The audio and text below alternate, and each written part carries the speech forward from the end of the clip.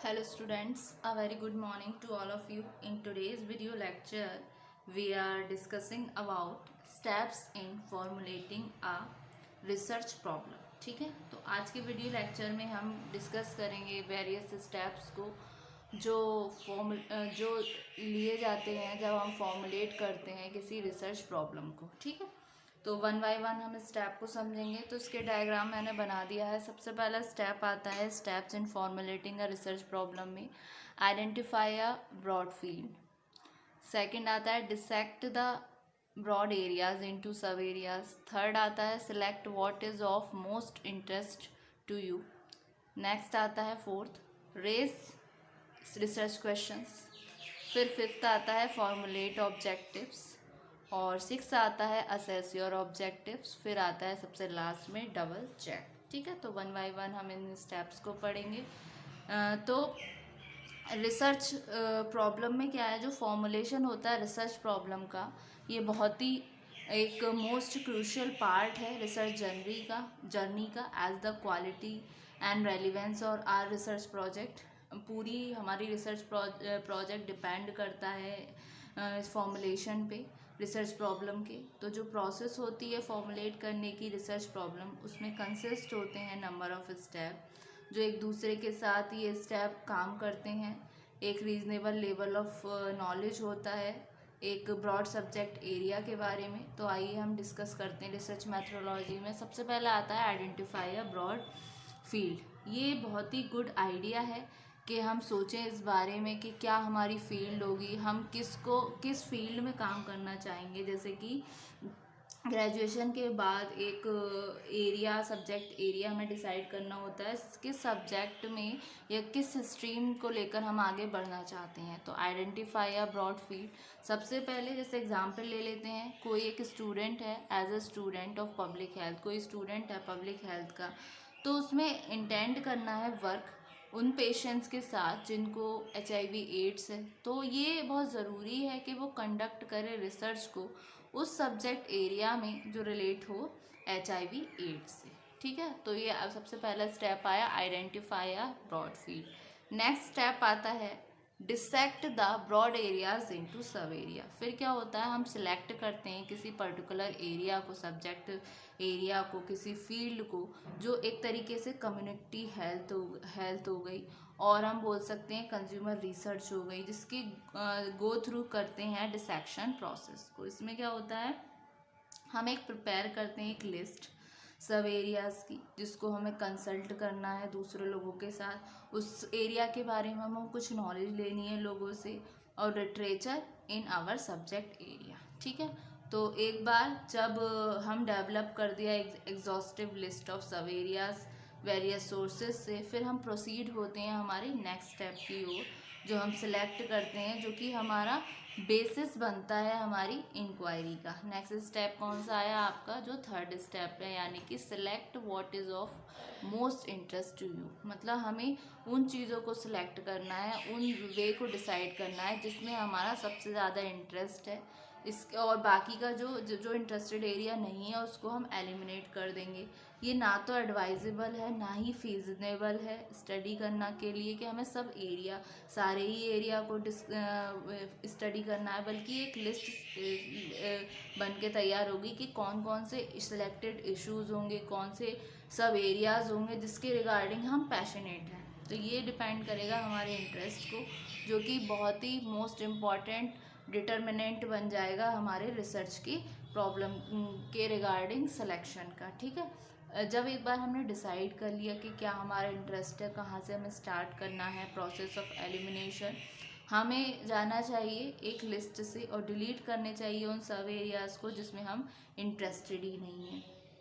हमें कंटिन्यू करना होता है जब तक कि हम वो चीज़ें लेफ्ट ना कर दें जो कि मैनेजेबल कंसिडरिंग है. ठीक है, जब हम एक बार कॉन्फिडेंट हो जाते हैं अपने सेलेक्टेड इशू के रिगार्डिंग, तो हम बहुत ही ज़्यादा पैशनेटली चीज़ों को मैनेज करेंगे, जो कि ready to go to the next step. ठीक है, फिर नेक्स्ट आता है रेस रिसर्च क्वेश्चंस. ठीक है, इस स्टेप में हम पूछते हैं अपने आप से कि what is it what I want to find out about in the sub area, मतलब ये उन क्वेश्चन के रिगार्डिंग आवाज़ उठा रहा है, उस चीज़ों के रिगार्डिंग कि हमें किस तरीके के रिसर्च क्वेश्चन चाहिए। ये एक तरीके से लिस्ट बनाता है क्वेश्चन की जो हमारे माइंड में आ रहे हैं रिलेटिंग टू उस एरिया के, उस सब एरिया के जो फील्ड हमने चूज़ की है। हम उसके उन चीज़ों को मैनेज करने का ट्राई कर रहे हैं, और हम प्रोसेस ऑफ एलिमिनेशन भी यूज़ करते हैं जो हमने थर्ड स्टेप में यूज़ की थी। ठीक है, हम सेलेक्टेड एरिया को चूज़ करेंगे और बाकी का चीज़ों को हम एलिमिनेट करेंगे। ये तो हुए आपके 4 स्टेप। बाकी के 5 6 7 स्टेप के बारे में भी हम बात करते हैं।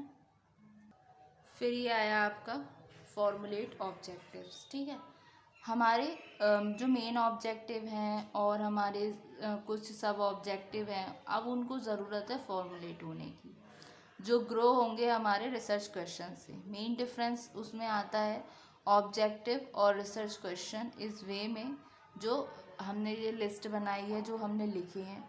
रिसर्च क्वेश्चन क्या है? ऑब्वियसली वह वो क्वेश्चन होंगे, वो ऑब्जेक्टिव्स होंगे जो ट्रांसफॉर्म हो जाएंगे इस क्वेश्चन में एक बिहेवियरल एम्स में यूज़ करके एक्शन ओरिएंटेड वर्ड्स को, जैसे कि किस तरीके से हमें फाइंड आउट करना है, यानी कि to determine, to ascertain and to examine. ठीक है, उसके बाद में कुछ रिसर्चर प्रेफर करते हैं रिवर्स करना प्रोसेस को, कि किस तरीके से ये स्टार्ट हुई ऑब्जेक्टिव्स के साथ, और formulate research questions from them. कुछ रिसर्चर सेटिस्फाइड होते हैं सिर्फ जब रिसर्च क्वेश्चन के साथ, और कुछ फॉर्मुलेट नहीं करते ऑब्जेक्टिव्स को एट ऑल। अगर हम प्रेफर करेंगे सिर्फ रिसर्च क्वेश्चन को और ओनली ऑब्जेक्टिव को, तो ये सही है, लेकिन हमें इस बात को भी ध्यान में रखना चाहिए कि क्या रिक्वायरमेंट है हमारे इंस्टीट्यूशन की उस रिसर्च प्रपोजल के बारे में। तो ये आया फॉर्मुलेट ऑब्जेक्टिव्स। फिर 6 स्टेप आता है आपका एसेस योर ऑब्जेक्टिव्स। ठीक है, अभी हमें एग्जामिन करना है उन ऑब्जेक्टिव को जो एसर्टेन करते हैं फिजिबिलिटी को अचीव करने की, उनको हमारे रिसर्च इंडेवर से। इसमें कंसीडर किया जाता है टाइम रिसोर्सेज को, यानी कि फाइनेंशियल और ह्यूमन और technical expertise at your disposal. ठीक है, फिर लास्ट स्टेप आता है जो कि है डबल चेक। अब हमें क्या करना है, हमें गो बैक जाना है, एक फाइनल कंसिडरेशन देना है कि whether or not we are sufficiently interested in this study, और एक एडिक्वेट रिसोर्सेज अंडरटेक करने के लिए। ठीक है, तो we should ask ourselves, am I really enthusiastic about this study, about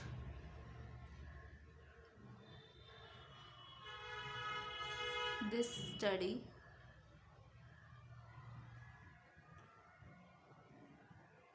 about this study, and do I really have enough resources to undertake this? Answer these questions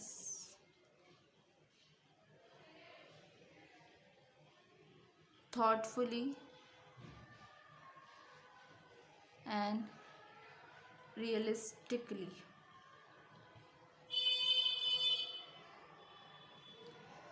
If we answer to one of them is no, reassess your objectives. ठीक है, ये हो गए इसके simply 7 step regarding formulating a research problem. तो steps in formulating a research problem में सबसे पहला था हमें आइडेंटिफाई करना था एक ब्रॉड फील्ड का, जो कि एक गुड आइडिया है इस बारे में सोचने का कि किस तरीके का काम हम पसंद करेंगे आगे।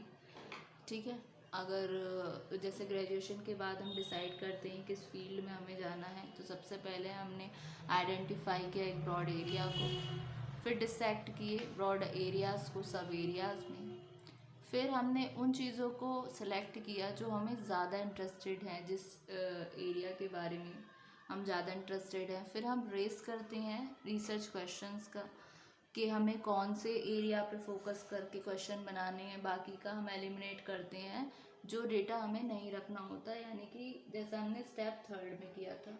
ठीक है, फिर 5th स्टेप आता है हमें ऑब्जेक्टिव्स को फॉर्मुलेट करना है, फिर असेस करना है अपने ऑब्जेक्टिव को, and the last one is double check. ठीक है, तो ये था स्टूडेंट आपका steps in formulating a research problem. Hope so student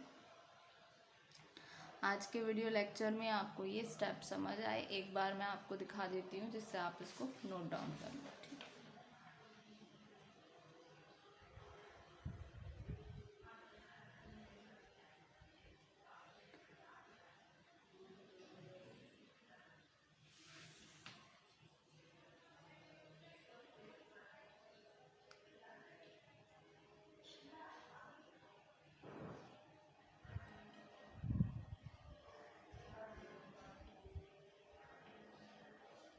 thank you so much student.